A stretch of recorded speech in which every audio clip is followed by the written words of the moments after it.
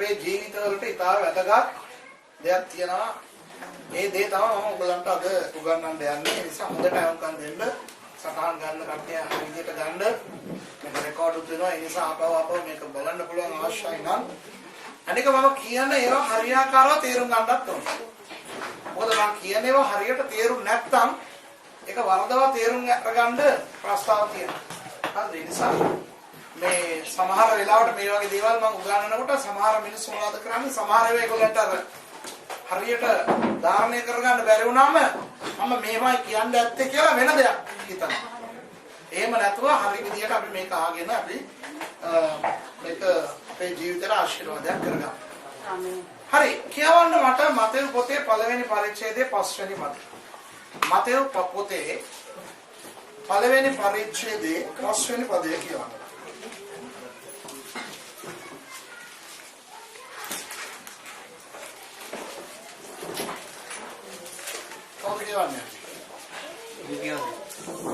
අයිය කියවන්න ඔක්කොම ඇහෙන්න. හරිද? ඔක්කොම ඇහෙන්නේ මට ඇහෙන්නේ මොකද මට දන්නේ නැහැ සිංහලෙන් කොහොමද කියලා තියෙන්නේ කියලා. කියවන්න. right. සල්මෝන්ගේ දාව රාහබ් සල්මෝන් දාව රාහබ්ගෙන් බෝවස්ද බෝවස්ට දාව රූත්ගෙන් ඔබෙද්ද ඔබෙද්ද දාව ජෙස්සේගෙන් ජෙස්සේද නෑ ජෙස්සේද උපන්නේ ජෙස්සේද දාව රාජිත රජද උපන්නේ. right. දැන් මේ පදය හොඳට දැන් මේ පල්ලියෙන් අපිට අහන මේ පල්ලියෙන් කවර කියවන්නේ මේ පැත්තේ ඉන්න කට්ටියටත් ඇහෙන්න. මතේ 1:5 ආ සල්මෝන්ට දාව රාහබ්ගෙන් බෝවස් උපන්නේය. බෝවස්ට දාව රූත්ගෙන් ඔබෙත් උපන්නේය. ඔබෙත් දාව යෙස්සේ උපන්නේය. හරි. මේ පද තමයි මම අද පදනම් කරගෙන ඔයගලන්ට කතා කරන්න යන්නේ. හරිද? මොකක්ද ඔයගලන්ට තේරුනේ මේ පදෙන්? සල්මෝන්ට හරිද? සල්මෝන් කියන පුද්ගලයාට බෝවස් කියන පුතා ඉපදුනාලු. කවුරු තුලින්ද ඉපදුනේ? ලු රාහබ් තුලින්. හරිද? ඊට පස්සේ අර බෝවස්ට ඕබෙද් කියන පුතා ඉපදුනාලු. කවුරු තුලින්ද ඉපදුනේ? රූත් තුලින්. මෙන්න මේ දෙක තමයි මට අත ඕනේ. ඔයගොල්ලෝ හොඳට මේක තේරුම් ගන්න ඕනේ. සල්මෝන්. හරිද? ඔක්කොම කියන්නේ මට සල්මෝන්. සොලමන් නෙවෙයි මේ අර දාවිද්ගේ පුතා සොලමන් නෙවෙයි. සල්මෝන්. අද අපි කන්නේ සල්මන් ටින් ඒවත් නෙවෙයි. සල්මෝන්. සල්මෝන්ගේ පුතා කවුද? බෝවස්. මම බෝවස් ඔයගොල්ලෝ දන්නවනේ. අර රුත්ගේ කතාවෙන් දන්නව නේද? රුත් බැන්දේ පස්සේ. හරි. දැන් බයිබලයේ උදේ කියලා තියෙනවා සල්මෝන්ට දාව බෝවස් උපන්නේ නෙවෙයි රාහබ්ගෙන් නේද? ඒ කියන්නේ යාගේ වයිෆ් ගේ නම. සල්මෝන්ගේ භාර්යාවගේ නම දාලා තියෙනවා. මොකක්ද යාගේ නම? රාහබ්. කියන්නේ ඔක්කොම රාහබ්. දන්නවද කවුද මේ මැඩම් කියලා? ජෙරිකෝ වලට යනකොට හරිද? හරි. ඒ කියන පස්සේ කතා කරමු. සල්මෝන්ට ඔබෙද් ඉපදුනාලු. කවුද ඔබෙද්ගේ අම්මා? රාහබ්. බෝවස්. බෝවස්ට ඔබෙද් ඉපදුනාලු.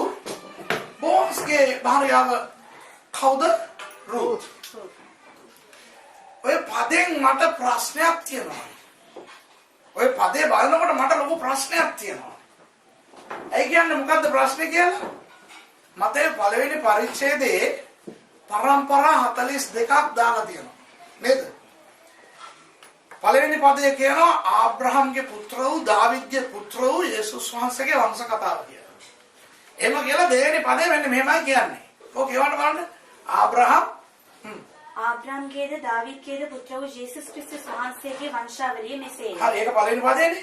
දෙවෙනි පදේ ආබ්‍රහම්ට දාව ඊසාක්ද ආබ්‍රහම්ට දාව ඊසාක්ද ඊසාක්ට දාව යාකෝබ්ද යාකෝබ්ට දාව ජුදා සහෝගේ සහෝදරයෝද උපන්හ. දැන් මගේ ප්‍රශ්නයක් තියෙනවා මෙතන. මොනවද ප්‍රශ්නේ? ආබ්‍රහම්ට ඊසාක් ඉපදුනා. ඊසාක්ට යාකෝබ් ඉපදුනා. යාකෝබ්ට යුදා ඉපදුනා. හරි ඉතින් ඔහොමම පස්වෙනි පදයට ගිහිල්ලා සල්මෝන්ට බෝවස් ඉපදුනා. බෝවස්ට ඔබෙද් ඉපදුනා කියලා කියන්න තිබ්බනේ. ඇයි සල්මෝන්ට බෝවස් ඉපදුනේ රාහබ් තුලින් කියලා ඒ භාර්යාවගේ නම එතනට ගෙනාවා. බෝවාස්ට ඕබේද් ඉපදුනේ රූත් තුලින් කියලා ඒ රූත්ගේ නම මොකටද ගෙනාවේ?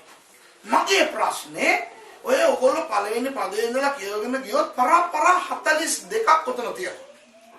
එතකොට ගෑනු අයත් 42 දෙනෙක් සම්බන්ධයිනේ. එක්කෝ 42 දෙනාගේ නම් දාන්න ඕනේ. හරිද? එහෙම නැත්නම් එක්කෙනෙක්ගේ නම් දාන්න එපා. නේද? එහෙම නැත්නම් චතුගත් මැඩම්ලාගේ නම් ටික දැම්මනම් කමකුත් නැහැ. හරිද? අර සමහර අයගේ හරිද? දැන් ආබ්‍රහම්ට ඊසාක් ඉපදුනා කියලා කියනවා නේද? කවුරු තුලින්ද? සාරා වැදගත් නැද්ද? සාරා කියන්නේ නිකන් එසේ අම්මා කෙනෙක්ද? එයා අවුරුදු 90 ඊසාක්ව වැදුවේ. එච්චර වැදගත් එක්කෙනෙක්. එයාගේ නම දාලා තියනවාද? නැහැ. හරි ඊසාක්ට යාකෝබ් ඉපදුනා නේද? කවුරු තුලින්ද? රෙබේකා වැදගත් නැද්ද? කොහෙදෝ ඉන්න රාහබ්ගේ නම දාලා තියනවා. ඔය කොහෙදෝ හිටපු රූත්ගේ නම දාලා තියනවා.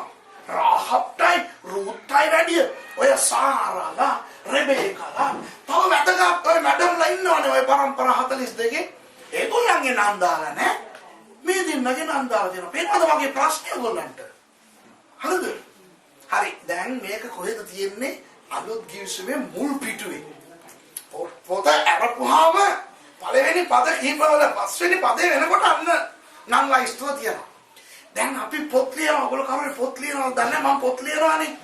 දැන් මම පොත් ලියනකොට අර knowledge box කියලා ඉස්සෙල්ලා ලියනවානේ අර ස්තුති කතාව දාන්නේ. ඒකේ නම් ටිකක් දානවානේ මේ පොත ලියන්න දායක වුණා අර අම්මයා කියලා. ඒවට දාන නම් මොකද්ද දන්නවද? අර ප්‍රසිද්ධ කවුරු හරි මොකක් හරි සපෝට් එකක් දීලා තිබ්බනම් හරිද? ඒගොල්ලන්ගේ නම් තමයි දාන්නේ. ඔය නිකම් මේ කැබල් කාරයාගේ නම මේකෙට මාළු කරන්න ආපු මාළු කාරයාගේ නම ඒ අයගේ නම් දාන්නේ. හරිද? දාන්නේ අර කවුරු හරි පොත ඇරලා බලනකොට ෂා මේ පාස්ටර් සුරේෂ් ලොකු කයියෝ එහෙම දන්නවනේ කියලා පෙන්නන්නනේ ඕවා දාන්නේ. නේද? ඇත්තනේ නේ. දැන් අපි කවුරු හරි මහින්ද රාජපක්ෂ ජනාධිපතිතුමාගේ අල්ලපු ගෙදර හිටපු අංකල්ගේ අර පුංචි අම්මගේ පුතේ අපිත් එක්ක ඩුබායි වල හිටියා කිව්වනම් ඒක අයියෙන් කියනවා. ඇයි? ඒ චරාරාවියව දන්නවලු යා. ඒ උනාට අර නිකන් නෝමල් මිනිස්සුන් අපි දන්නවා කියලා කියන්නේ නෑනේ. නේද? දැන් ඔයගොල්ලන්ට ලොකු ප්‍රශ්නයක් විස්තර කරලා දෙන්න. මතෙව් පොත ලිව්වේ යුදෙව්වන්ට කියලා. යුදෙව්වන්ට සුභාරංචිය දෙන්නයි ඕක ලිව්වේ. යුදෙව්ව කියන්නේ කවුද? ඒගොල්ලන්ට නිකම්ම පරණ ගිවිසුම තියනවා තනක් කියලා. අද අපේ අතේ පරණ ගිවිසුම කියලා තියෙන එක තමයි ඊශ්‍රායල් වරුන්ගේ තනක්. ඔවුන්ගේ මේ බයිබලේ. ඒ අයට බයිබලයක් තියෙනවා. දැන් ඒ ඇරින්න ඒගොල්ලෝ වෙන එකක් කියවන්න කැමති නැහැ. එහෙම කැමති නැති මිනිස්සුන්ට තව පොත් 27ක් හඳුන්වලා දෙනවා මෙන්න මේකක් කියවන්න. මොකද මේක අරකේ ඉතිරි කොටස කියලා. හරිද? part 2 කියලා දානවා. එතකොට මොනවද කරන්න ඕනේ? ඒ ප්‍රේක්ෂකයින්ව ආකර්ෂණ කරගන්න ඕනේ. නිකම්ම බයිබලයක් තියෙන පරණ ගිවිසුම අයව අර ඒගොල්ලෝ අර කැමති නැහැනේ කියවන්න. අර පිටුව බෙරලා මුල් වචනවල පදවල තියෙන එකෙන් ඒගොල්ලෝ ආකර්ෂණ වෙන්න ඕනේ. ෂා මේකත් කියවලා බලමුකෝ. මේකත් අල්තයන්වත් තියෙනවා. මේකත් කියවමුකෝ කියලා ආකර්ෂණ කරලා ඒගොල්ලෝම අල්ල ගන්න ඕනේ. හරිද? ඒ නිසා මුල් පිටුවේ සෞතු දේවල් අනවශ්‍ය දේවල් පුළුවන් තරම් දාන්න නැතුව හොඳ ඒවා දාලා තමයි අල්ල ගන්න ඕනේ. එතන මං කියන්නේ.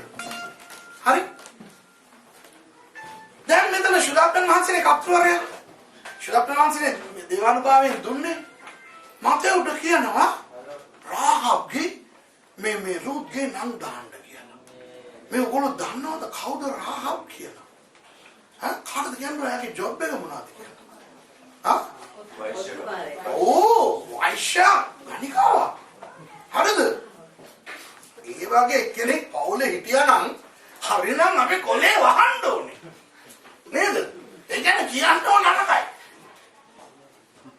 මේ අගිනම ඉස්සරහට දාලා තියෙනවා. රුත් කියන්නේ කවුද? මො압් දේශයේ හිටපු කාන්තාවක්, ශාපයක් නේද? යුදෙව් කාන්තාවන්ම නෙවෙයි. මේ අයගේ නම් දාලා තියෙනවා. දැන් මේක බලනකොට මට ලොකු ප්‍රශ්නයක්. සාරාලගේ නම්, රිබේකාලගේ නම් නෑ. මේගොල්ලන්ගේ නම් දාලා තියෙනවා කියලා. ඔයගොල්ලෝ දන්නවද මොකටද මේගොල්ලන්ගේ නම් දැම්මේ කියලා? ඒ දෙන්නා ඉස්රායල් දේශයට ආශිර්වාද කරා. ඒ නිසා දෙවියන් වහන්සේ ඒගොල්ලන්ට ආශිර්වාද කරා. ඒක ගැන තමයි මම අද ඔයගොල්ලන්ට කතා කරන්න යන්නේ. අද මම ඔයගොල්ලන්ට කතා කරන්න යන්නේ ඉස්රායල් දේශය පිළිබඳව. ඉස්රායල් දේශයට අපි ආශිර්වාද කරන්න ඕනේද? හරිද? කරා නම් මොනවද වෙන්නේ? කරේ නැත්නම් මොකද්ද වෙන්නේ? ඒ වගේ බොහෝ දේවල් ඉස්රායල් පිළිබඳව ඔයගොල්ලන්ට කියලා දෙන්න යනවා. දැනටමත් ඔයගොල්ලෝ ක්‍රිස්තියානිකාරයෝ හැටියට ඉස්රායල් ගැන බොහෝ දේවල් දන්නවා. හරිද? නමුත් මම සමහර දේවල් ඔයගොල්ලන්ට කියලා දෙන්න යනවා. හරිද? right. ඔන්න දැන් අපි කතා කරමු රාහබ් ගැන. දැන් අපි රාහබ් ගැන කතා කරමු. අපිට වෙලා නැහැ දැන් ওই කතන්දරේ කියව ඉන්න. යෝෂුවා පොතේ දෙවෙනි පරිච්ඡේදයේ කතන්දරේ මෙන්න මේකයි මම කතන්දරේ කියන්නේ. මම මගේ ස්ටයිල් එකේ කියන්න. පස්සේ ඔයගොල්ලෝ බයිබලේ කියව ගන්න. ඒක අර ඔයගොල්ලන්ට වේදික විදියට ඒක බයිබලේ ලස්සනට ලියලා තියෙනවා. දැන් බයිබලේ කියවනකොට ඒක ඔයගොල්ලන්ට කොහොම තේරෙනවද මම දන්නේ නැහැ. මම ඒක මගේ ස්ටයිල් එකකින් කියන්නම්. එතකොට ඔයගොල්ලන්ට නියමෙටම තේරෙයි. ඔන්න යෝෂුවාගේ නායකත්වයෙන් දැන් ඉස්රායල් දේශය, ඉස්රායල් ජාතිය යෝර්දාන් ගඟ ළඟටම ඇවිල්ලා ඉවරයි. දැන් යෝර්දාන් ගංගාව අහු කරගෙන ඇතුළට ආපුවාම පොරොන්දු දේශය අත්පත් කරගන්නයි තියෙන්නේ. පොරොන්දු දේශය අත්පත් කරගන්නවා කියන්නේ ලේසි පහසු වැඩක් නෙවෙයි. මොකද ගොඩාක් පොඩි රටවල් තිබුණා. ඉස්සල්ලාම යෝර්දාන් ගඟ පහු කරගෙන ආපු ගමන්ම ඒගොල්ලෝ ඇතුල් වෙන්න යන ඒ රටට නම තමයි ජෙරිකෝ. ඒ ජෙරිකෝ කියන්නේ දැන් අද ඒක නිකන් නගරයක්. නමුත් ඒ දවස්වල ඒක රටක්. ලොකු විශාල පෞරක් තිබුණා ඒක වටේ. රජ කෙනෙක් හිටියා, සොල්දාදුවෝ හිටියා, හමුදාවක් හිටියා. ඒ හිටපු මිනිස්සු හොඳ මේ වැඩකාරයෝ. අනික හොඳ මේ ගොඩක් මිනිස්සු ඇවිත් යන තැන නිසා, පිටරට මිනිස්සුත් ඇවිත් යන තැන නිසා ගණිකා වෘත්තියත් එතන හොඳටම තිබුණා. එවැනි ගණිකා වෘත්තියක යෙදিলা හිටපු පවුලක උපන් කාන්තාවක් තමයි රාහබ් කියන එක්කෙනා. හොඳේ. දැන් රාහබ් කියන්නේ අර ගණිකා මඩමක් කියන්නේ කෙනෙක්. එයා ගණිකාවක් විතරක් නෙවෙයි, එයාට ගණිකා මඩමකුත් තියෙනවා. දැන් යෝෂුවා කිව්වා ඉස්රායල් වරුන් දෙන්නෙක්ව අරගෙන කිව්වා ඔයගොල්ලෝ ඉස්සෙල්ලා ගිහිල්ලා ඔය ජෙරිකෝ රටට යන්න. ගිහිල්ලා බලන්න කොහොමද රට, කොහොමද මිනිස්සු, කොහොමද අපි පහර දෙන්නේ කියලා ඒ විස්තර සේරම හොයාගෙන ඇවිල්ලා අපිට විස්තර ටික දෙන්න. ඊට පස්සේ අපි ගිහිල්ලා ගහමු. එහෙමනේ. සලං කරද්දී යුද්ධයක් කරද්දී එහෙමනේ නේද? ඔත්තු බලන්න යවනවනේ. ඔන්න මේ ඔත්තුකාරයෝ දෙන්න යනවා.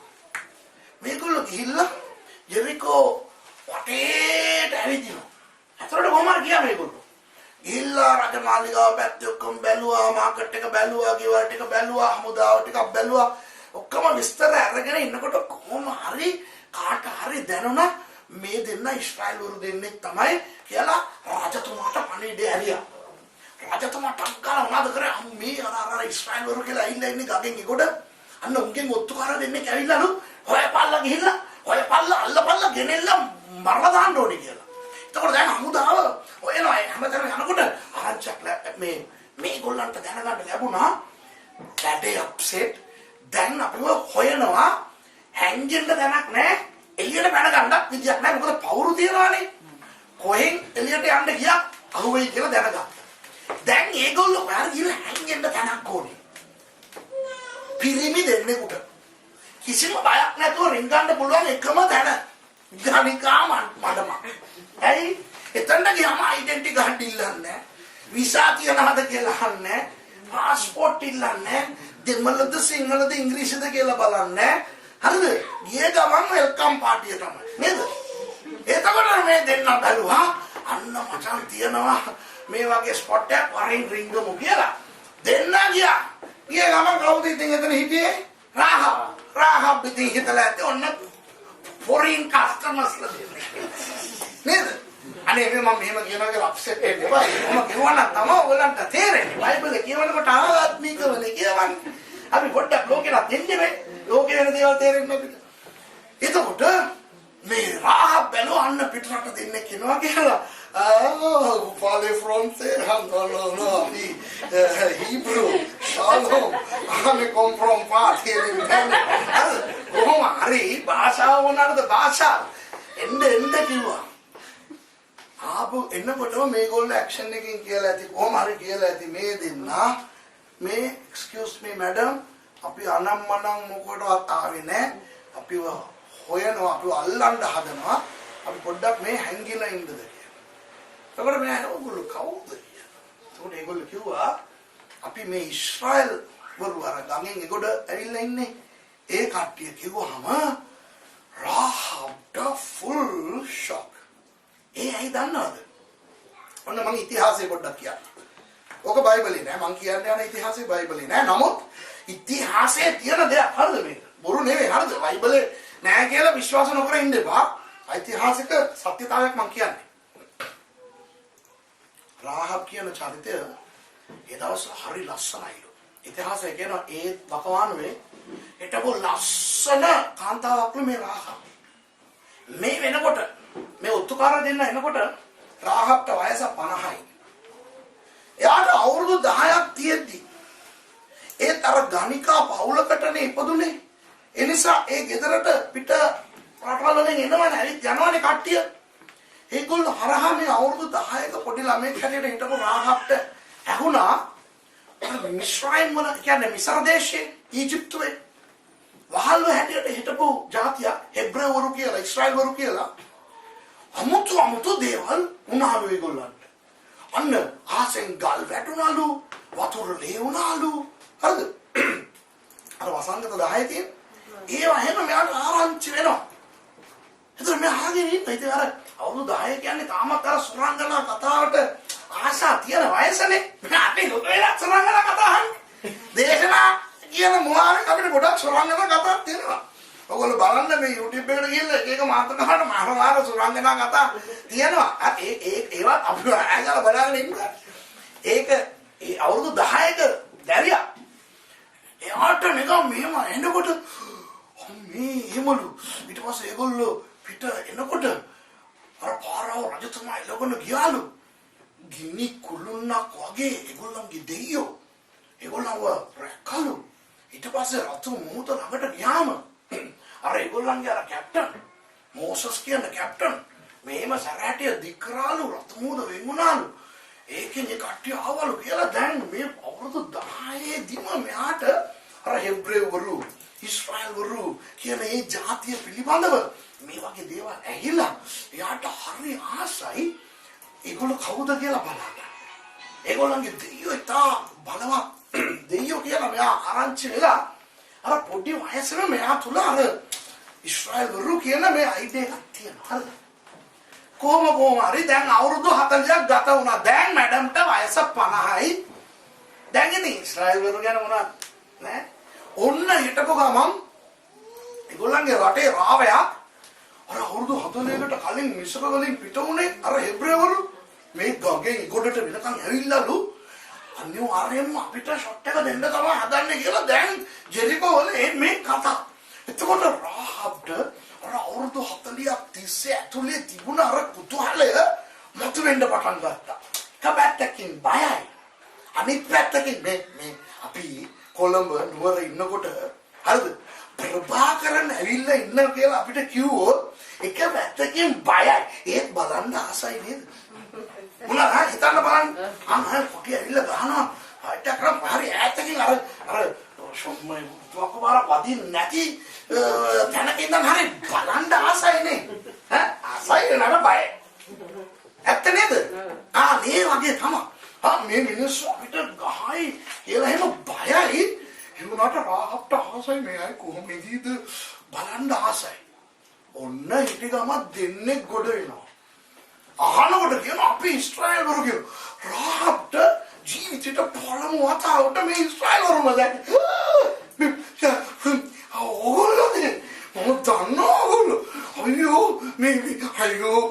බලන්න එයා නිකන් පුල් නර්වස් වෙනවා හරිද ඔළුමාංග වෙනවා එතකොට මේගොල්ලෝ කියනවා මේ ඔයගොල්ලන් ගෙදර පොඩ්ඩක් අපිට ඇංගිලා ඉන්නකො අනේ ඉන්නකො කියලා එක්කරන ගිහිල්ලා ඒගොල්ලෝ හංගලා ඇවිල්ලා යාට දැන් ෆුල් හැපි මොනවා කරගන්නද කියලා දන්නේ නැහැ දැන් එනවා සොල්දාදු දැන් සොල්දාදු එනවා මේ හලෝ මේට අර ඉස්රායල් දෙන්නේ ආවද කියලා ටග්ගාන මොනවද මෙයා කරේ ඇයගේ ඒ නපුරු වෘත්තිය පාවිච්චි කරමින් ඒ ඉස්රායල් වරුන් දෙන්නව බේරුවා එයා මොනවද කිව්වේ ඔව් ආවා ගියා ඕක කියන්න පුළුවන් ගණිකාවකට විතරයි යා හරිද ඕක කියන්න පුළුවන් ගණිකාවට විතරයි හරිද ගෙස්ට් හවුස් එකක් හොටෙල් එකක් නම් අනිවාර්යෙන් නංගම් ලියා ගන්න ඕනේ නේද නැත්නම් අපි හිතමු රාහබ් කියන්නේ හොඳ ડોක්ටර් කෙනෙක් ලෝයර් කෙනෙක් හොඳ සල්ලිකාර හොඳ ගෞරවාන්විත මේ පවුල කාපු කෙනෙක් කියලා ආවා ගියා කිව්වනම් හරියන්නේ නැහැ නේ සෝදාද ඇවිල්ලා ආයි හමුදායි ඇවිල්ලා ආයි මේ මොකටද ආවේ මොකටද ගෙදරට ගෙන්න ගත්තේ කාටද ගියේ මොකක්ද උන් දුන්නේ එනවා යන්න කියලා කරලා ලොකු කේස් එකක් ඇදලා ඇති රාහබ් ආවා ගියා උන් අතට වත් ඇවිල්ලා බලන්න ඕනේ කියලා කොයි පැත්තටද ගියේ කියලා ඇහුවේ අන්න ඔය පැත්තෙන් ගියා කියලා කිව්වා හරි මැඩම් චාව් කියලා ගියා ඔන්න බලන්න ඒ ගෑණිගේ ජීවිතේ අර ජරා නපුරු අපිරිසිදු පාපිෂ්ඨ දේ දැනගෙන හෝ නොදැනුව මේ ඉස්රායල් වරුන් දෙන්නව ආරක්ෂා කරන්න ඒ ගෑණි පාවිච්චි කරන්නේ ඒක දෙවියන් වහන්සේ දැක්කා දැන් ඒගොල්ලෝ ගියාන් පස්සේ මේ රාහබ් බැරිලා මේ දෙන්නට කියනවා මේ අයියෝ ඔයගොල්ලෝ ගැන මම අහලා තියෙනවා ෂා ඔයගොල්ලෝ නියමයිනේ මම ජනෙල්ලෙන් ඔයගොල්ලෝ බස්සන්න අර පැත්තෙන් බහැලා යන්න කියලා ඊට පස්සේ කියනවා මම දන්නවා අනිවාර්යෙන් ඔයගොල්ලෝ අපේ රට අල්ලන්නේ නේ යන්නේ කියලා ඒගොල්ලෝ ඒ දෙන්න කියනවා දන්නවා මිසරෙන් ආපු කතා අපි අහලා තියෙනවා ඒ නිසා බේරෙන්නේ නැහැ මුන් හැබැයි පොඩි උදාවක් කරනවාද මොකද්ද මේ මගේ මේ ගෙදර මගේ කට්ටිය විතරක් ආරක්ෂා කරනවා එතකොට ඩග්ගල ඒ දෙන්න කිව්වා ඒ දෙන්නට මතක් වුණා ඒගොල්ලෝ මිස්ර දේශයෙන් එළියට එන්න කලින් අර මේ කුළුඳුලන්ව මැරුවේ දෙවියන් වහන්සේ එතකොට මේ අයගේ කුළුඳුලන් නොමැරෙන්න දෙවියන් වහන්සේ මොකක්ද දන්නවද ඒගොල්ලන්ට දීපු ක්‍රමය බැටළුවෙක්ව මරලා ඒ ලේ ආලේප කරන්න කිව්වා දොරේ ඔය මේ උළුව වල එතකොට ඒක මතක් වුණා මේගොල්ලන්ට. ටග්ගල මේගොල්ලෝ කියනවා රාගප්ට මේ අපි එනවා ගහන්න. එතකොට මම නද කරන්නේ වාගේ ගෙදර ඔය ජනෙල්ලේ දොරේ හැමතැනම රතු පාටින් ලොකු පටියක් එල්ලලා තියන්න ගැට ගහලා තියන්න. එතකොට අපේ කට්ටියට අපි කියනවා රතු පාට පටිය එල්ලලා තියෙන ගෙදරට අත තියන්න එපා. ඒකේ ඉන්න කට්ටියට පහර දෙන්න එපා කියලා කියන්නම් කියලා. ඒක වුණා. ජොෂුවයි ඒ කට්ටියයි ඇවිල්ලා අර දවස් 7ක් පවුර වටේ ඇවිදලා ඊට පස්සේ අන්තිම දවසේ 7 සැරයක් ඇවිත්තාම පවුර වැටුණානේ. ඒ පවුර වැටුණාන් පස්සේ ඒගොල්ලෝ ගිහිල්ලා ජෙරිකෝ සහ මුලින්ම විනාශ කරානේ. රාහබ්ගේ ගෙදර කට්ටියට විතරක් මොනවත් දුන්නේ. ඒගොල්ලෝ ආරක්ෂා කරා. දන්නවද දෙවියන් වහන්සේ ඇයි මේ ආශිර්වාදය දුන්නේ කියලා? මට තව පදයක් කියවන්න. උත්පත්ති 12 3 වෙනි පදය. උත්පත්ති 12 3 වෙනි පදය. දෙවියන් වහන්සේ ඉස්රායල් දේශය කොහොමද දන්නවද ඇති කරන්නේ? තිබුණු රටවල් වලින් එකක් උන්වහන්සේ තෝරගත්තේ නැහැ. උන්වහන්සේ මොනවද කරේ? එක පුද්ගලයෙක්ව බාබිලෝන් වලින් අරගෙන ඒ පුද්ගලයා තුලින් ජාතියක් රටක් ඇති කරා, බිහි කරා. එතකොට ඒ ජාතිය බිහි කරන්න උන්වහන්සේ තෝරගත් ආබ්‍රහම්ට මෙන්න මෙහෙම කතාවක් කියනවා. කියවන්න. නුඹට ආශිර්වාද අයට මමත් ආශිර්වාද වෙමි. නුඹට දෙස් තබන අයට මමත් දෙස් තබමි. නුඹ මගේ නාසීලත් අයගෙන් මිහිමද සෞසත ආශ්‍රය ලැබුණු ඇතයි වදාළසේක. මේක මේ අමුතු අනුවාදයක්. නව අනුවාදයක්. මට පරණ අනුවාදයක් මේ සමහර ඒවා පරණ එකේ ලස්සනයි සමහර ඒවා අලුත් එකේ ලස්සනයි. මේකට වැඩිය පොඩ්ඩක් පවර්ෆුල් අර පරණ එක. කියවන්නකෝ. තවද නුඹට ආශිර්වාද කරන්නන්ට මම ආශිර්වාද ආශිර්වාද කරන්නේ. නුඹට ශාප කරන්න මම ශාප කරන්නේ. පොළවේ සියලු පවුල් නුඹ කර්ණ කොටගෙන ආශිර්වාද ලබන්න ඕයයි කීසේ. දැන් අද මේ පදෙත් මම ඔයගලන්ට විග්‍රහ කරන්න යනවා. අමුතු පුදුමාකාර දේවල් මම කියන්න යනවා ඔය උත්පත්ති 12 තුනෙන්. හරිද? දැන් මේක අර පළවෙනි කොටස බලන්න. නුඹට ආශිර්වාද කරන අයට මම ආශිර්වාද කරනවා කියලා කවුද කිව්වේ? දෙවියන් වහන්සේ. ඒක නිකන් මේ ඔයාට කවුරු හරි ආශිර්වාද කරන්න මාත් සපෝට් එකක් දෙන්න බලන්නම්කෝ. එහෙම නෙමෙයි දෙවියන් වහන්සේ කියන්නේ. හරිද? ඔයගලන්ට ආශිර්වාද කරන අයට සමහරවිට මාත් ආශිර්වාද කරන්න පුළුවන්. එහෙම නෙමෙයි. බොහෝ දුරට මම ආශිර්වාද කරා. එහෙම නෙමෙයි. ඔබට ආශිර්වාද කරන අයට මම ආශිර්වාද කරනවා. එතන කියලා නෑ ඔබට ආශිර්වාද කරන හොඳ අයට කියලා. කියලා කියනවා. ඔබට ආශිර්වාද කරන මාව අඳුරන කට්ටියට කියලා නෑ. ඔබට ආශිර්වාද කරන එක යකා වුණත් මම ඔබට ආශිර්වාද කරනවා. හරිද? දැන් ඔය ටෙක්නික් එක තාම යකා දන්නේ නැහැ. ඌ තාම ඉස්රායලට සාප කරගෙන ඌ තවත් සාප වලට වැටෙනවා. හරිද? නමුත් දෙවියන් වහන්සේ රාහබ් කියන්නේ දෙවියන් වහන්සේව නාඳුනන අන්‍ය ජාතියේ කාන්තාවක් නපුරු ජීවිතයක් ගත කරන ගාමිකාවක්. දැනගෙන හෝ නොදැන ඉස්රායල් වරුන් දෙන්නෙකුට ආශිර්වාද කරලා එයාගේ පණ බේරලා ඒ අයව ලස්සනට ආපහු ඇරි එකෙන් ඇය මොනවද කරේ? ඒ දෙන්නට ආශිර්වාද කරා විතරක් නෙවෙයි මුළු ඉස්රායල් ජාතියටම ආශිර්වාදයක් කරා ඒ අයට ඇතුළට එන්න පුළුවන්කම ලබා දීලා. ඒකින් දෙවියන් වහන්සේ මේ පදය සිහි කරා. අපේ දෙවියන් වහන්සේ පොරොන්දු අමතක නොකරන දෙවියන් වහන්සේ. ආමේන්. හලෙලුයා. අපිට අමතක වෙනවා. දෙවියන් වහන්සේ කියන සමහරව අපිට අමතක වෙනවා. අර මොකක් හරි අනාගත වාක්‍යයක් ලැබුණාම මොකක් හරි කැඳවීමක් ලැබුණාම මොකක් හරි දීමනාවක් ලැබුණාම පෙට්‍රල් බීපු බල්ලා වගේ අපිත් නිකන් දුවනවා. මොකද වෙන සමහර ආලේ දුන්න. දෙවියන් වහන්සේ මාතාව දුන්න. දෙවියන් වහන්සේ අනාගත වාක්‍යෙත් නේ පෙට්‍රල් බීපු වලයි කරනවා දන්නා.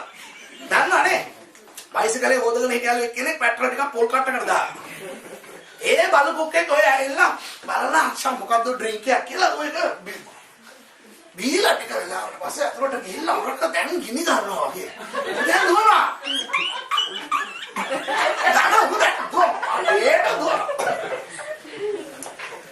බඩ ඇතුළට ගියා. ඒ පැට්‍රල් ටික හිමීට යනවානේ සැර ඉවර වෙනවානේ. ඒ සැර ගියායින් පස්සේ අර දුවපු මහන්සියටත් එක්ක එන ගැහුවා තු ආය නැගිටින්නේ. හරිද? ඒ වගේ සමහර ක්‍රිස්තියානි අය හරිද? ආලේපයක් ලැබුණ ගමන් නැත්තම් හොඳ දේශනාවක් අහපු ගමන් නැත්තම් ආත්මික දීවනාවක් ලැබුණ ගමන් නැත්තම් අර කවුරු හරි අත තියලා වැටලා රෝල් කොස්ටර් රයිඩ් එකක් ගිහිල්ලා ආපු ගමන් අම්මේ එතනින් පස්සේ යකාව හොල්ලන්න ලෑස්ති. හරිද? අම්මා වෙලාවට පල්ලියට කඩින් යනවා. හරි? ඊට පස්සේ මේ කොහොමද මේ ආඥා කරන්නේ? අයිතලේ ආඥා කරන උත්සාහය නෝ කියන දේශකයා නිකන් ඒක සාධ කියන්න බෑ අම්මේ. ඒ ගානේ ගියන් පස්සේ ඇයි අර පැට්‍රල් ගිහිල්ලා දැන් දෙවියන් වහන්සේ මේ කියනවා රාහබ්ට දෙවියන් වහන්සේ පොරොන්දුව මතක් වෙනවා. ඒකයි රාහබ්ට ආශිර්වාද කරන්නේ. අපි ওই වගේ අමතක වුණාට දෙවියන් වහන්සේ අමතක කරන්නේ. උන්වහන්සේ කවදාවත් අමතක කරන්නේ. උන්වහන්සේට මතක් වුණා ආබ්‍රහම්ට දුන්නා. මට ආශිර්වාද කරන අයට මම ආශිර්වාද කරනවා.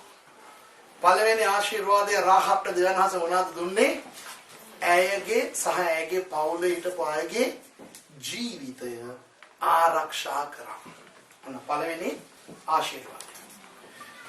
දැන් දෙවියන් වහන්සේට මදි වගේ ඒ ආශිර්වාදය දුන්නා මදි වගේ. ඒ නිසා දෙවියන් වහන්සේ මෙහෙම හිතුවා. මේ කාන්තාවට මම පෞල් ජීවිතයක් ලබා දෙන්න යනවා. මගේ අම්මේ කවුද මෙයා? ගණිකාව. හරි ගණිකාවක් වුණාට මෙයාගේ වයස 50යි. කවුද මෙයා බන්නේ? ඉතලා බලන්න කවුද බන්නේ? අනික දැන් එයාගේ රටේ ඉන්න කට්ටියක් දැන් නැහැ නේ ඔක්කොම මරලා ඉවරයිනේ. ජෙරිකෝ දැන් කවුරුත් නැහැ. බඳිනවා නම් බඳින්න වෙන්නේ කවුද? යුදෙව්වෝ. ඒ යුදෙව්වෝ ඇතුළට ආපු යුදෙව්වන්ගේ වයස කියලා දන්නවද ඔයගොල්ලෝ? කානන් දේශය තුලට ඇතුල් වුණු අයගේ වයස දල වශයෙන් නැත්තම් අවුරුදු කීයෙන් පහළ අය දානවා කියලා දන්නවද ඔයගොල්ලෝ? දන්නේ නැද්ද? මේ මිස්ර දේශයෙන් පිට වුණා නේද? පිට වුණ අය කවුරුත් ඇතුළට ගියේ නැහැ දෙන්නේ හැර. ජොෂුවා සහ කාලෙබ්. ජොෂුවා සහ කාලෙබ් දෙන්න විතරයි අවුරුදු 40න් ඉහළ.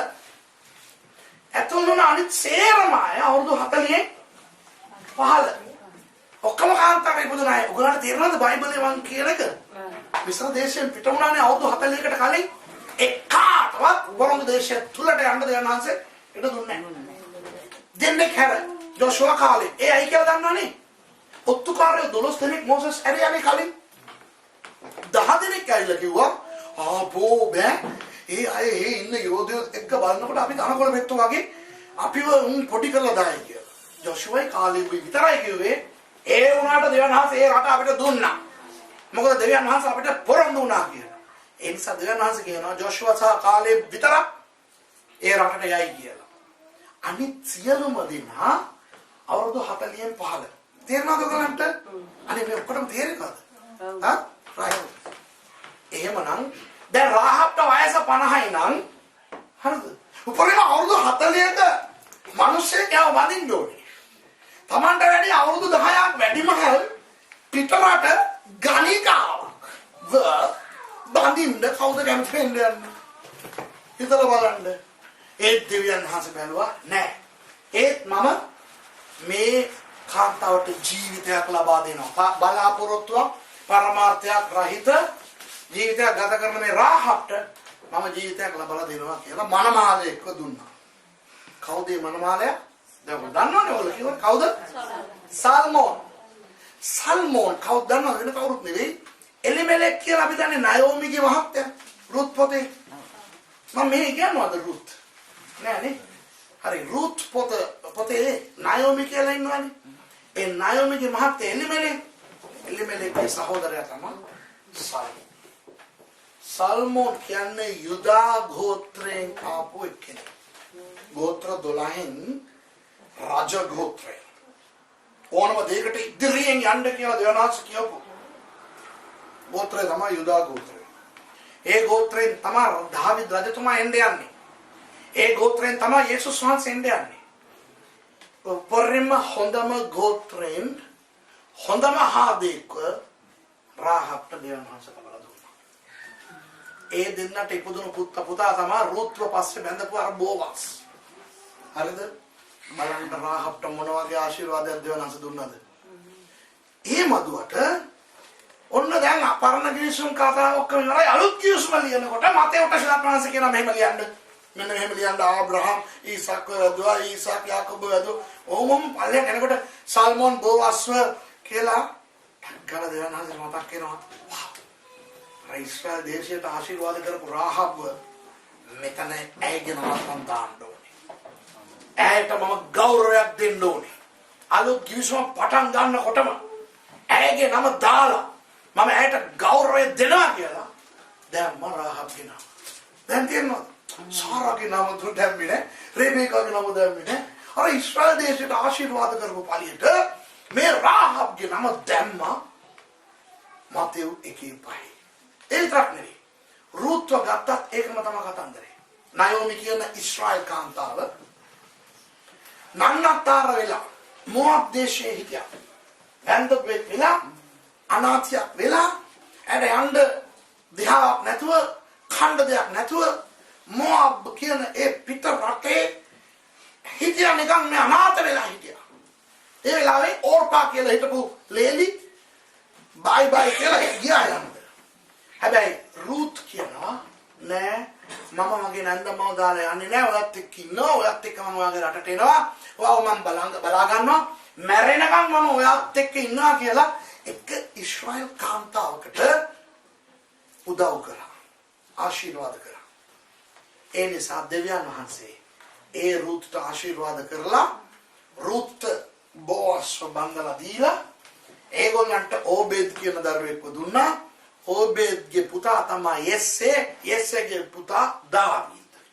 එතකොට දාවිද්ගේ ආච්චි කෙනෙක් කරා මේ රුත්. එතකොට මේ රාහබ් කියන කාන්තාවයි යෙරිකෝ වල හිටපු ගණිකා මොවාබ් වල හිටපු ශාපේ රුත් මේ දෙන්න යේසුස් වහන්සේගේ පෙළපතේ මෑණියන් බවට දෙවියන් වහන්සේ පත් වෙනවා. ආමෙන්. ආමෙන්. ඇයි? ඉස්රායල් දේශයට දැනගෙනත් නෙවෙයි. ඔය දෙන්නෙකුට එක්කෙනෙක් ආශිර්වාද කරා, එක්කෙනෙකුට තව එක්කෙනෙක් ආශිර්වාද කරා. ඒ වගේ නිකම් සරල පොඩි අන්දමින් තමන්ට පුළුවන් විදියට ඒගොල්ලෝ ආශිර්වාද කරනකොට දෙවියන් වහන්සේ ඉච්ඡා ආශිර්වාදයක් දුන්නා නම් අපි ඉස්රායල් දේශයට ආශිර්වාද කරොත් අපිට උන්වහන්සේ ආශිර්වාද කරන්නේ නැද්ද?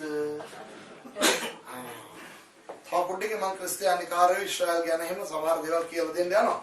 දැන් මම ඊළඟට ඔයගොල්ලන්ට කියන්න ඕනේ ඩාක්ටර් කියලා දෙනවා ඉස්රායල් දේශයට ආශිර්වාද කරන අයට ආශිර්වාද කරනවා කියලා. ඒකෙම කියලා තියෙනවානේ ඉස්රායල් දේශයට ශාප කරන අයට ශාප කරනවා කියලා. ඉස්රායල් දේශය කියන්නේ දෙවියන් වහන්සේගේ දේශය. ඉස්රායල් දේශයට දෙවියන් වහන්සේ ගහන අවස්ථා තියෙනවා. ඒ අයට තරවටු කරන අවස්ථා තියෙනවා. දඬුවම් කරන අවස්ථා තියෙනවා. ඒ වුණාට ඉස්රායල් දේශයට වෙන කවුරු හරි අත දාන්න ගියොත් උන්වහන්සේ ඉවසන්නේ නැහැ. දැන් ඔයගොල්ලන්ගේ දරුවෝ ඉන්නවා.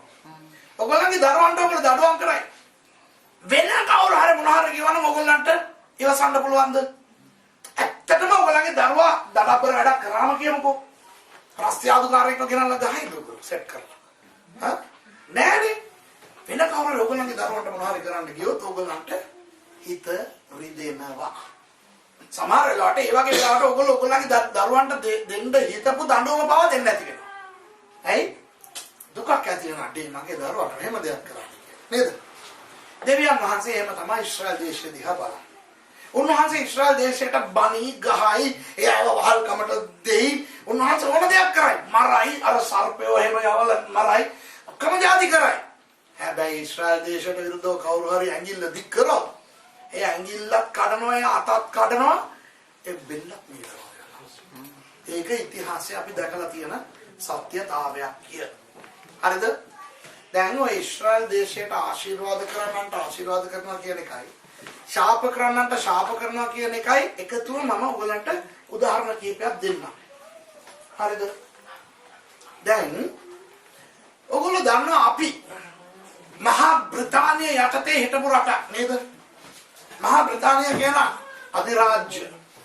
ඒගොල්ලන්ට කියනවා ඉර නොබසින අධිරාජ්‍යයක් කියලා. මොකද ජපානයේ වටන් ඇමරිකාව දක්වා යුරෝපය ආසියාව මුළු ලෝකෙම වගේ ඒගොල්ලෝ පාලනය කරගෙන හිටියා 1700 ගණන් වල ඉඳන් 1947 වෙනකම්. ඒගොල්ලෝ ඒ වගේ ඒ පොඩි රටක් මහා බ්‍රිතාන්‍ය කියන්නේ එංගලන්තේ, ස්කොට්ලන්තේ, වේල්ස්. ඒ රටවල් තුන එක්කාසුව මහා බ්‍රිතාන්‍ය. ඒගොල්ලෝ එක උතුරු අයර්ලන්තේ ආවම ඒක එක්සත් රාජධානි. හරි.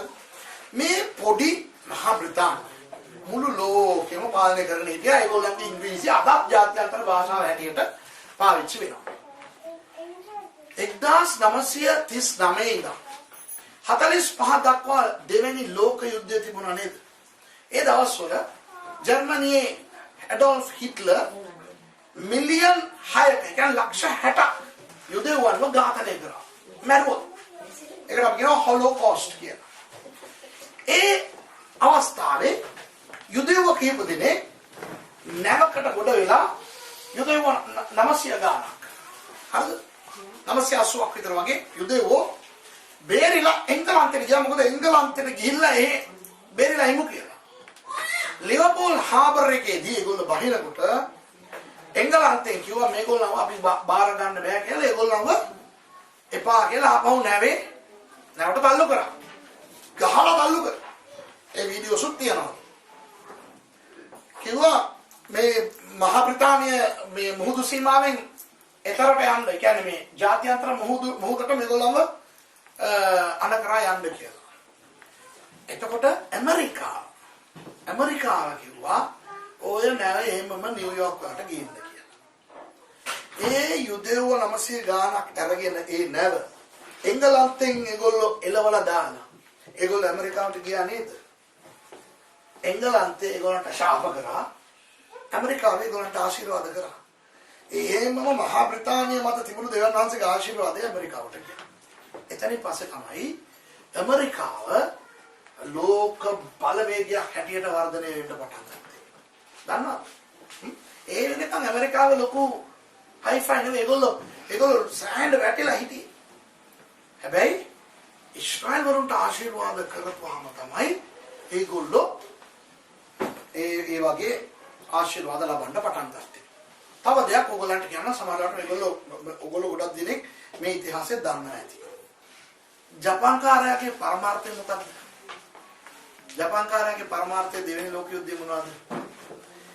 ඒගොල්ලන්ට ඕන වෙලා තිබුණා ආසියාව සම්පූර්ණයෙන්ම අත්පත් කරගෙන ඒගොල්ලෝ එහෙ පාලනය කරා. යුරෝපය පාලනය කරන්න ඇඩෝල්ෆ් හිට්ලර් මෙසොලිනිත් එක්ක හරිද? එකතු වෙලා ඒගොල්ලෝ ප්ලෑන් කරගෙන හිටියා. ජපාන්කාරයා මොනවද දන්නවද කරේ? ටික චීනේ, බුරුමේ, මොකද්ද මේ ෆිලිපීන්ස්, කොරියා ඒ රටවල්කම අල්ලගෙන ඉන්දියාවත් අල්ලන්න ආවා, ලංකාවත් අල්ලන්න ආවා. කොළඹයි කොනාමලයි ජපාන්කාරයාගේ බෝම්බ වැටුණා දා පළකරනේ. මතකයි නේද? right. එතකොට ඒගොල්ලන්ගේ පරමාර්ථය උනේ මොනවද දන්නවද?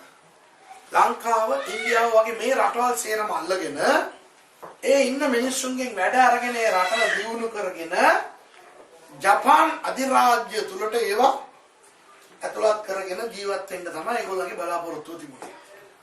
ඒ ජපාන් කාර්යාව නවත්තන්න පුළුවන් උනේ යුදෙව්වෙක් හොයලා දුන්න පරමාණු බෝම්බේ පාවිච්චි කරලා. අද බොහෝ අය ඇමරිකාවට බනිනවා ජපානයට පරමාණු බෝම්බ දෙක දැම්මට. හැබැයි මේ පරමාණු බෝම්බේ දාලා නැත්තම් අද අපි නෑ. දන්නවද? ඒ 1940 ගණන් වලම අපි ජපානයට වැඩකාරයෝ බවට පත් වෙලා ඒගොල්ලන්ට රට දියුණු කරලා දීලා අපේ પરම්පරාවක් ඇති කරන්න බැරුව විනාශ වෙලා අපි ගිහිල්ලා ඇති. යුදෙව්වෙක් හොයලා දුන්නා හයිඩ්‍රජන් බෝම්බ එක ලිටල් බෝයි කියලා. ඒක ගෙනියලා හිරෝෂිමාවට දැම්මා. තව නයිට්‍රජන් බෝම්බ එක. අර හයිඩ්‍රජන් බෝම්බ තව නයිට්‍රජන් බෝම්බ එකක් හොයලා දුන්නා ෆැට් මෑන් කියලා. ඒක ගෙනියලා නාගසාකි වලට දැම්මා.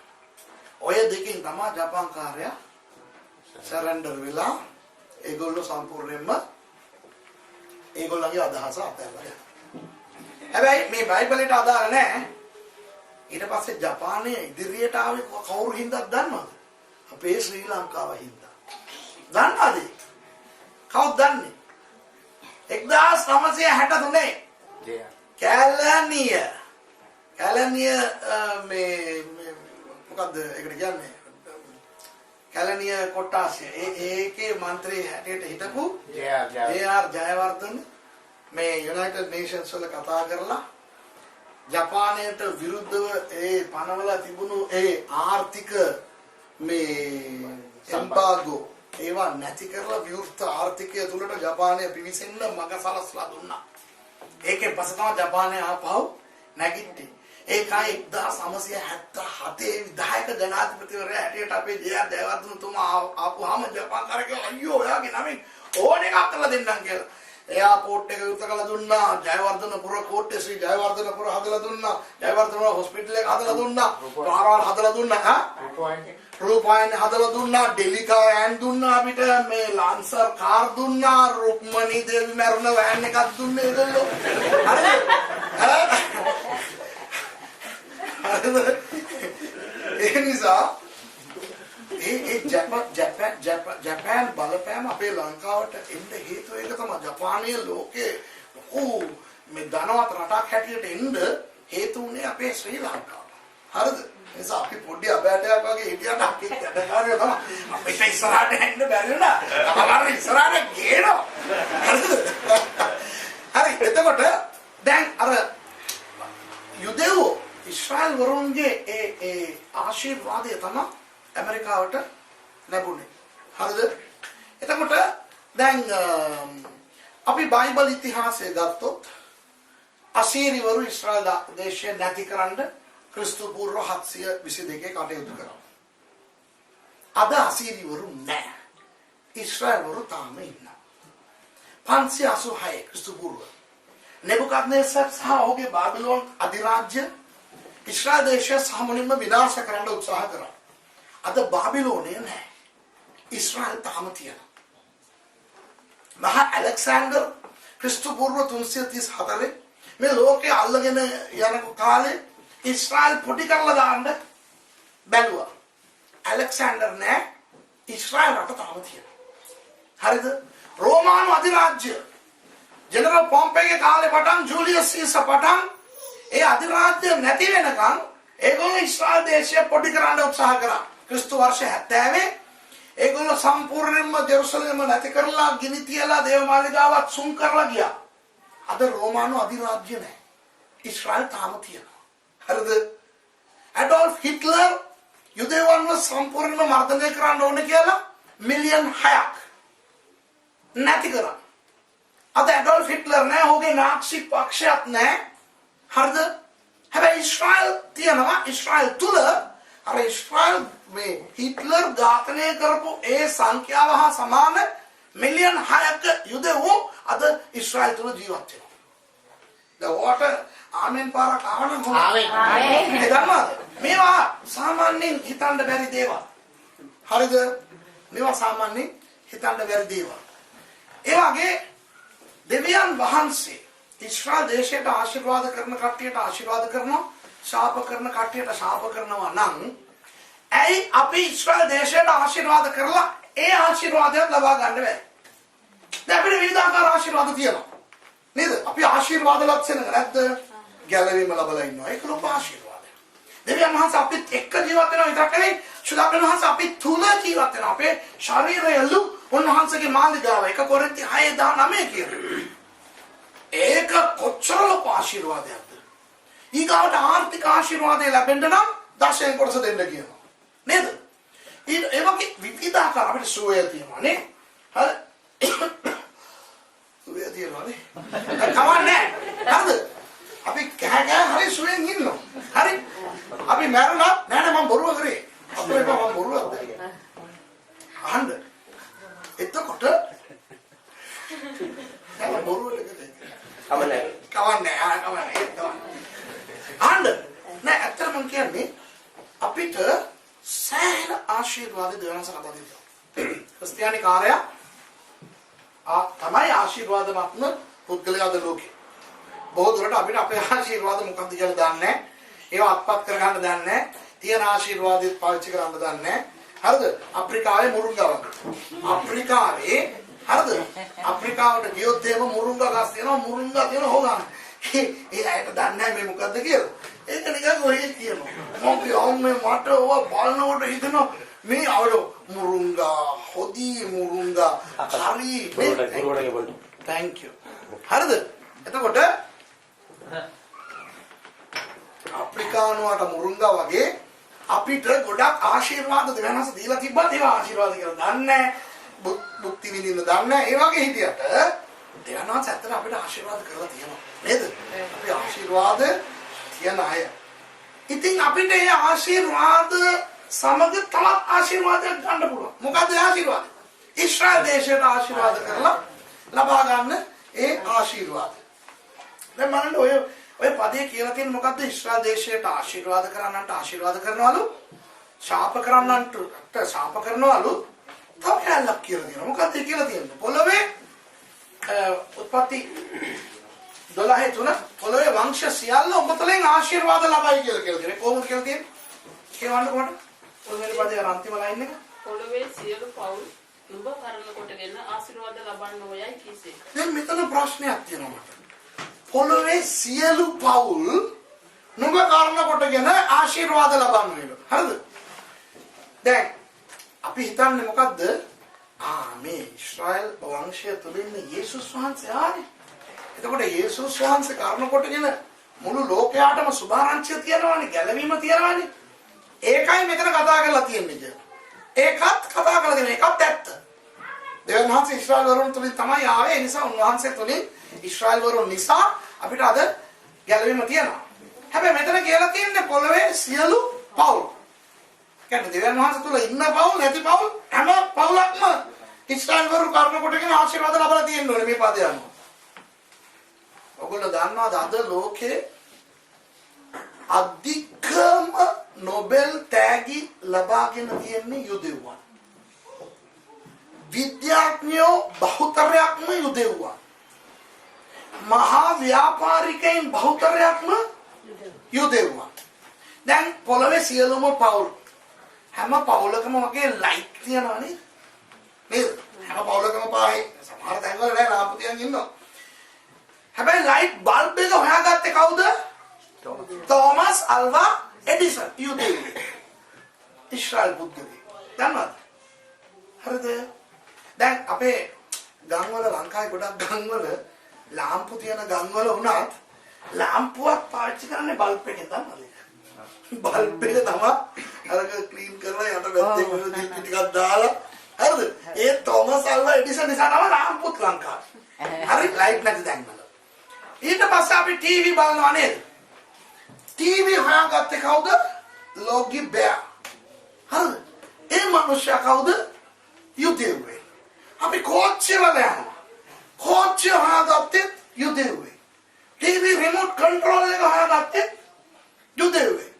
කොකාකෝලා හොයාගත්තේ යුදෙව්වේ. හරිද? බෙහෙත් ගන්නකොට අපි ඇන්ටිබයොටික්ස් කියලා ගන්නවා නේද?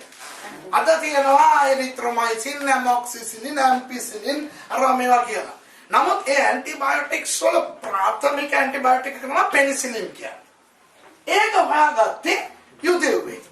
එතකොට යුදෙව්වා නැත්තම් අද වෛරස්, බැක්ටීරියා, ෆංගස් වැනි මේවට අපිට ප්‍රතිකාර නැහැ. සෙම නරක් වෙනවා කියලා කියන්නේ. සෙම නරක් වෙන්නේ නැහැ. බැක්ටීරියා හැදෙනවා. ඒකයි. එතකොට සෙම නරක් වෙලා බැක්ටීරියා හැදෙනවාම ඇන්ටිබයොටික් ඕනේ. හරි? ඒ යුදෙව්ව නිසා තමයි අද අපිට බෙහෙත් වර්ග ගොඩක් තියෙන්නේ. අයි ඔපරේෂන් කරනවා නේද? ඒ ඔක්කොම හොයාගත්තේ යුදෙව්ව. ලේසර් ට්‍රීට්මන්ට් ආව තියෙනවා. Laser treatment. ඒවා හොයාගත්තේ යුදෙව්ව. හරිද? ඇලෙක්සැන්ඩර් ග්‍රැහම් බෙල් ටෙලිෆෝන් හොයාගත්තා. අද හැම කෙනාම මොබයිල් ෆෝන් මේ දේශනාත් රෙකෝඩ් කරනවා. හරිද? ඇලෙක්සැන්ඩර් ග්‍රැහම් බෙල් නැත්තම් මේවා නැහැ. ඒත් යුදෙව්වේ. ග්‍රැමෆෝන් එක හොයාගත්තේ යුදෙව්වේ. ඒ ග්‍රැමෆෝන් එකෙන් පස්සේ තමයි ඒක CD තැටිය උනේ, ටේප් උනේ, CD උනේ, අද Blu-ray, DVD කියලා එහෙම තියෙනවා. හරිද? ඊට පස්සේ දැන් අපේ ලංකාවේ ලොකු යුද්ධයක් අපි දින්න නේද? නේද? අවුරුදු 30ක යුද්ධයක් අපි දින්න. අපේ හමුදාවේ එකලතම නිලධාරීන්ට පුහුණුව ලබා දුන්නේ කවුද? ඉස්රායල් මොසාඩ්. හරිද? අපි ප්‍රවෘත්ති වල දැක්කා නේද? කිෆිරියානා වලින් ගිහිල්ලා අපි ගැහුවා. ඒක ඇතර කිෆිර් කියන්නේ අපි කෆීර් කියනවා නේ. හරි. මොනවා හරි. ඒක කාගේද? ඉස්රායල්.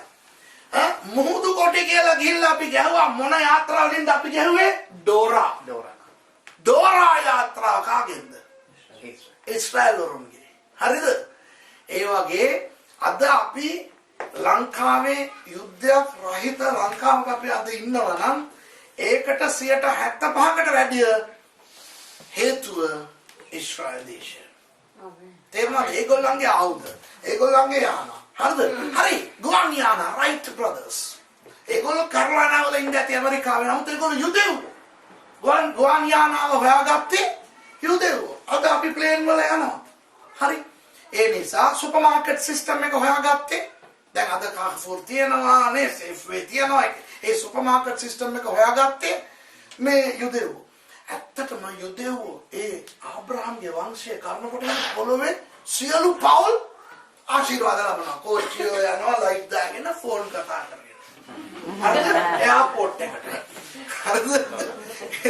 එතකොට ඒ වගේ දෙවියන් වහන්සේලා උත්පත්ති 12 තුන ඉතා අධිකව උන්වහන්සේ අදත් සලකනවා. හරිද? මොකද ඊළඟ ප්‍රශ්නේ අපිට තියෙනවා පොඩි මෙහෙම ප්‍රශ්නයක්. හරි ඉතින් ඉස්රායල් එහෙම දෙවියන් වහන්සේ තෝරගත්ත අය වුණාට ඉතින් ඒගොල්ලෝ යේසුස් වහන්සේව ප්‍රතික්ෂේප කරා. ඒ නිසා අපි අන්‍ය ජාතිකයින් වුණාට අපි දැන් ඕක ඇතුළට ආවා. අද දේව රාජ්‍යයේ ඉන්නේ අපිනේ මරණමන් ස්වර්ගයට යන්නේ. ඉතින් දැන් ඊශ්‍රායල් ඉතින් ඒගොල්ලෝ අනාගත්තනේ. ඒගොල්ලෝ අනාගත්තා. ඒක දැන් ඉතින් ඒගොල්ලෝ වැඩක් නැහැනේ අපි පාඩුවේ. දැන් ආත්මික ඊශ්‍රායල් අපිනේ. ඉතින් අපිට ආශිර්වාද කරන මිනිස්සුන්ට ආශිර්වාද. අපිට ශාප කරන මිනිස්සුන්ට ශාපය කියලා අපි හිතාගෙන ඉන්නවා. ඒකේ වැරද්දකුත් නැහැ. ඇත්තටම අපි ආත්මික ඊශ්‍රායල් තමයි. අපි ආබ්‍රහම්ගේ වංශය බවට දැන් පත් වෙලා ඉන්නවා. ඊශ්‍රායල් වරුන්ගේ දෙවියන් වහන්සේ අපේ දෙවියන් වහන්සේ, ඊශ්‍රායල් වරුන්ගේ බයිබලය අපේ බයිබලය. හරිද? අපෙත් දැන් ආත්මික පියවරු හැටියට අපි ගත්තා නම් ආබ්‍රහම්ලා, ඊසාක්ලා, මෝසෙස්ලා, යාකෝබ්ලා තමයි.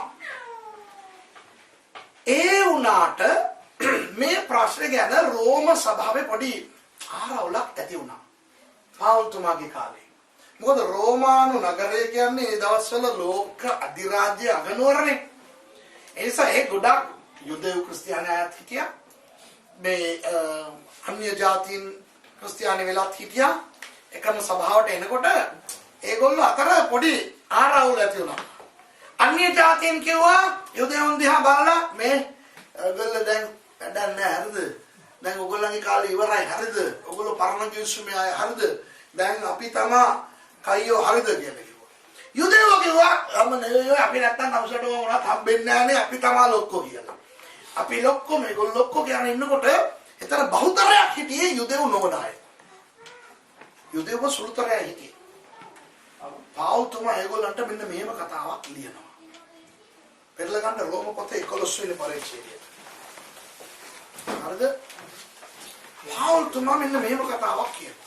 පාවුල්තුමා කියනවා මේ බලන්න ඊශ්‍රායල් කියන්නේ ඔලිව ගහක්. ඔලිව ගහේ අතු දැන් කැපිලා තියෙන්නේ. ඇයි අතු කැපුණේ? ඒගොල්ලෝ යේසුස් වහන්සේව පිළිගත්තේ නැහැ. ඒ නිසා දෙවියන් වහන්සේ අතු ටික කපලා විසි කරලා දැම්මා. එතන යුදෙව් ඔක්කොම හැමතැනම විසිරලා ගියා නේද? දැන් කියවන්න 17 වෙනි පදේ මත. 11:17. කියවන්න. ඕකේ කියවන්න. කවන්න ඔය අනුවදී කියවන්න. එහෙත් ඔලීව ගසේ සමහර වතු කපා දමනු ලැබ වල් ඔලීව ගසක් වන ඔබ ඊට බද්ධ කර පළමු ඔලීව ගසේ සාරයට හා මුලට මෙසේ යාවුනි නම් හරි කොහොම නවත්තන්නකෝ. පාවුල්තුමා මෙන්න මෙහෙම කතාවක් කියනවා මේ අපිට කියන්නේ හරිද? ඒ කියන්නේ රෝමානු සභාවේ හිටපු අන්‍ය ජාතීන්ට කියලා කියන්නේ මෙතන ඉන්නේ අපි සේරම අන්‍ය ජාතීන් නේද? යුදෙවෝ නෙවෙයි නේද? රයිට්. අපිට කියන්නේ උන්වහන්සේ. දෙවියන් වහන්සේ කියනවා පාවුල්තුනේ. කියනවා ස්වභාවික අතු. ස්වභාවික අතු කියන්නේ ඊශ්‍රායල්. ඒ අයව කපලා දාලා වල් ඔලිව ගසෙන් අතු කපලා ගෙනල්ලා අර ගහට බද්ධ කරලා තියනවා කියලා. මේ අපිට වල් කියලා කියනවානේ. බලන්නකො බයිබලෙන්ම අපිට වල් කියලා තියෙනවා. ඒ ඇත්ත නේ. අපි වල් ඔලිව ගස්. ඒ අතු කැලේ කිසිම දෙයකට ප්‍රයෝජනයක් නොවන ඒ කැලේ හිටපු අපිව එහෙන් ගලවලා එහෙ කපලා ගෙනල්ලා බද්ධ කරලා තියෙනවා. කොහොමද බද්ධ කරලා තියෙන්නේ? අර ඊශ්‍රායල් කියන ගසට. ඔලිව ගසට. අතෝයි කපලා තියෙන්නේ ගහ කපලා නැහැ. එහෙම කරලා තියනවා නම් දැන් අපි හිටගෙන ඉන්න මොකක් උඩද? ඊශ්‍රායල් කියන ගහ උඩ. අපි කාගේ කෑමද කන්නේ? ඊශ්‍රායල් වරුන්ගේ කෑම. ඇත්තනේ අද අපි සෝමපාලගේ දෙවියන් වහන්සේට නෙවෙයි නමස්කාර කරන්නේ. ආබ්‍රහම්ගේ දෙවියන් වහන්සේ. නේද? අද අපිට ඉන්නේ ඔය ඊශ්‍රායල් වරුන්ගේ දෙවියන් වහන්සේ අපේ දෙවියන් වහන්සේ විලා. අද අපි මේ පාලි වල නැත්නම් සංස්කෘත භාෂාවේ ලියපු බයිබලය නෙවෙයි අපි ගාව තියෙන්නේ. හෙබ්‍රේව්, අරාමික්, ග්‍රීක කියන ඒ යුදෙව් කතා කරපු භාෂාවේ ලියපු ඒවා තමයි අපිට අද පරිවර්තන වෙලා සිංහලෙන් ඇවිල්ලා තියෙන්නේ. අපි අපේ බයිබලේ ඒ තියෙන නම් ටික දැක්කද? බයිබලේ කියවනකොට අපිට මේ දිව උලුක් වෙන්නේ ඒ අපේ සුනිල්ලා, සාන්තලා, සුමනතිස්සලා, අද කමලා, විමලා, මාලා කවුරුත් නැහැ. ඒ ඉන්නේ ඔක්කොම යුදෙව් ගෑනු සහ යුදෙව් පිරිමි. ඒකයි අපිට මේ නම් දන්නේ නැත්තේ. තන්නේ කර ඊශ්‍රායල් වරුන්ගේ දෙවියන් වහන්සේ. ඊශ්‍රායල් වරුන්ගේ බයිබලය. ඊශ්‍රායල් වරුන්ගේ පොරොන්දුව. ඊශ්‍රායල් වරුන්ගේ සියලුම දේ ඒ අයගේ මුලින් තමයි අපිට මේ සාරය, මේ ආහාරය ලැබෙන්නේ. හවුද නැද්ද? දැන් අපි මේකේ අපිව ගෙනල්ලා බද්ධ කරපු නිසා අපි පාට් දානවා. කාටද? අර ඔරිජිනල් කට්ටියට පාට් දානවා. ඒගොල්ලන්ට අපි කියන අකියු දලව ගමල දවුවද අපි ඉන්නේ. ආවතුමා කියන හලෝ.